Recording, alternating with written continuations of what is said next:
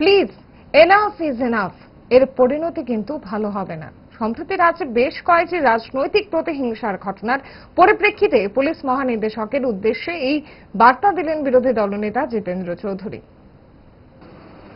বিশালগড়ে সেদিন যারা party office আক্রমণ করলো, একজন সংখ্যালঘু এই নাগরিকের উপরে তার বাড়ি তছনছ করে দিল।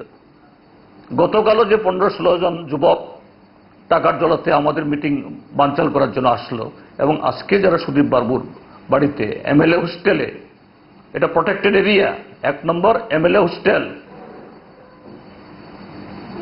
সুদীপ বর্মন সহ কিছু লোক থাকেন সেখানে, এটা তো রেস্ট্রিক্টেড এরিয়া, এখানে ঢুকলো। পুলিশের স্বাধীনভাবে কাজ করার নমুনা এটা। আমি পুলিশ আধিকারিককে বলবো, আবার বলছি, প্লিজ এনাফ ইজ এনাফ। এর পরিণতি কিন্তু ভালো হবে না, এর জবাব দিতে হবে।